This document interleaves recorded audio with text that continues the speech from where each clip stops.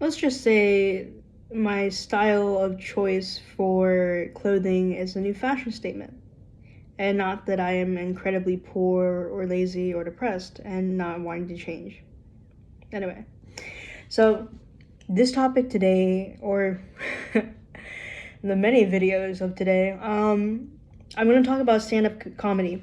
There was a period of time where I was living in a certain area, not too far from here, and looked into stand-up comedy. There was this bar, this like stage in a bar, where they give opportunity for newbies to present their little spiel, their skit, their bit, for 3 minutes. And it was a random free for all. So whoever got selected for that day would. I at the time had work, so I couldn't make it to the things, and I was a bit nervous. I feel like it would be one of those things where I'm like, well, you prepare, you kind of just do it on the spot, and it just comes out. No, you practice a lot. In fact, I had a public speaking class in college. It was the first semester I ever had. I was 18 years old. And for my final speech, I didn't practice at all. Bombed it really bad. Really bad. So I was up there and I was just, you could, anything you could imagine that could go wrong went wrong. I was up there, I was like,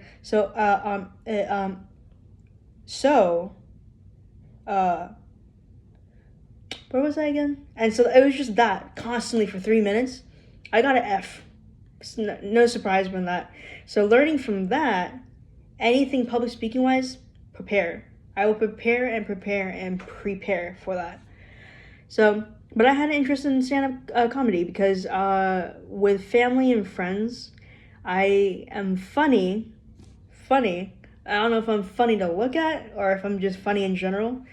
But they would tell me I was funny, and I could always make them laugh without even trying. But if I tried too hard, then it wasn't funny. So if I'm not trying, I'm funny. But if I try, then it doesn't work. Kind of weird like that.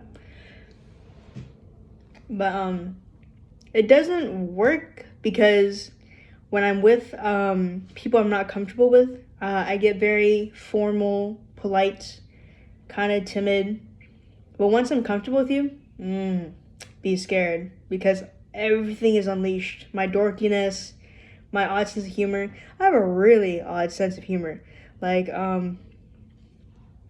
X-Men First Class, the superhero movie starring like not starring, but the main character Charles Xavier and the other heroes. There's a certain scene. No, is it First Class? It's the one where it's like a prequel to how they became who they are, and how Charles and Magneto became friends or met. And in the one scene, spoiler alert, it shows how Charles became handicapped is because he got shot in the back, and that affected his spine, which affected his ability to walk. That's not funny. It is a very serious condition and circumstance, and it's very sad. I made my friend at the time, Sierra Bambila, when we were 15, 16 years old, play it at least 17 times, and I laughed my head off. Now, I didn't ask her to play. I mean, sometimes I did ask her to play it again, but she just played it again because she liked how I laughed. So, once again, another example, Hunger Games. When Peeta sees Katniss again in the second half of the third movie or installation, when they meet again, and it's after he got released from the government, and he's still brainwashed, but he gets to meet her again, and it's supposed to be this moment of like reuniting, safety, but instead he still has the brainwashing from the government in his head, so he kind of like chokes her and strangles her, and her eyes get really big, and everyone in the theater just goes like but I was in the movie theater and I just laughed my head off. I couldn't help it. So that just shows that I'm a psychopath, probably. I don't know. So I laugh at really inconvenient, inappropriate, and odd times. So people ask me, why do you want to do stand-up comedy? I was like, because my life is a joke. Or I make people laugh without even trying, or if I'm just bombing the audition for the stand-up comedy thing, I can just laugh, and then my laugh will make people laugh, and then it's a success. I win. For example, there's the movie Dumb, Dumb and Dumber. I think it's not the one with Jim Carrey, but it's like the other version. I didn't want to watch the movie. I don't usually like watch movies. When I watch movies with people, I kind of do something else. I'll like read a book or kind of like passively study languages or write or journal or listen to music. But I was doing that. I was reading a book and then I was watching the scenes and then I would just laugh really, really loud. So when I laugh, it's like a deep chuckle, a very, very unapologetic deep chuckle, and then it turns into gasping, and then it turns into wheezing, like I'm suffocating and like having asthma at the same time. So I'll be like, and then I'll breathe, and then it'll just repeat itself. And so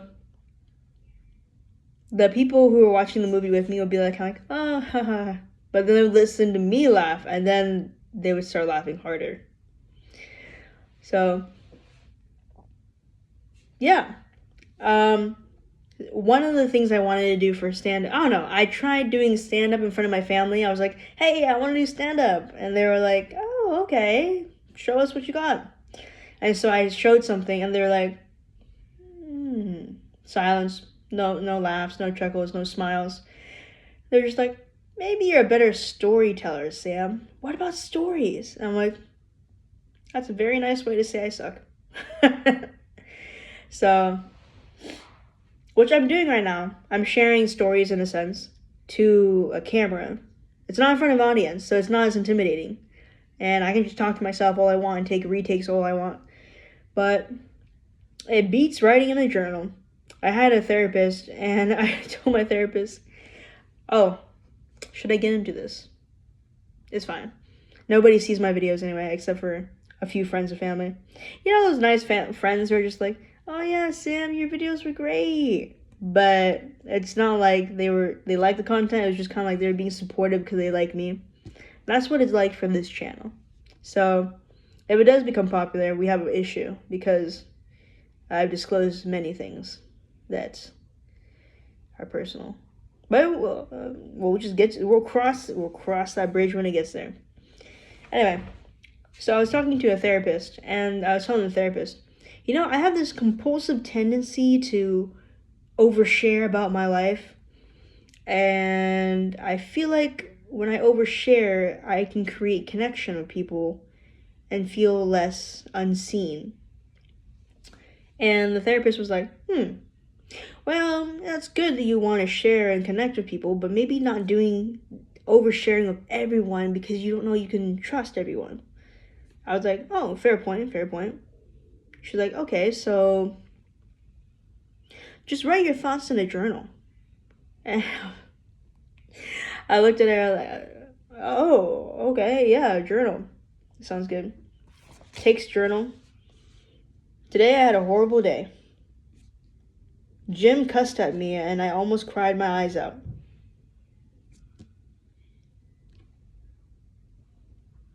Yeah, no, there's no interaction with that. It's just you like saying your thoughts. And I have in the past talked to the warm line, and I was like, this is the issue I have, and I'll say it to them, and they'll be like, wow, I'm so proud of you. You're brave that you want to share this, and I hear you. And that's it, because they're not allowed to give advice over a warm line. If you did not know that they are not allowed to do that. Or even commentary on what they think. They're there to be a sounding board to bounce your emotions off and just validate you whenever you're in a hard time. So I found journaling to be unproductive in my sense, and so I think video recording a journal that has some, digital feedback might be good. Obviously, I'm not going to share my deepest, darkest secrets here. Let's take a moment there.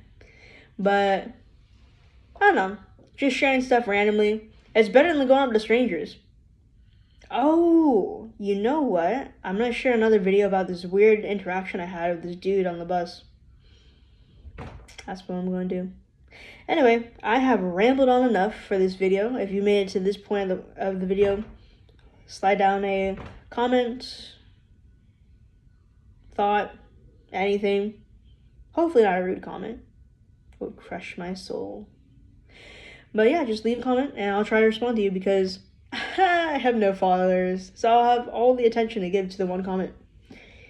I hope you have a wonderful Sunday and I look forward to posting the next video, which hopefully will be entertaining.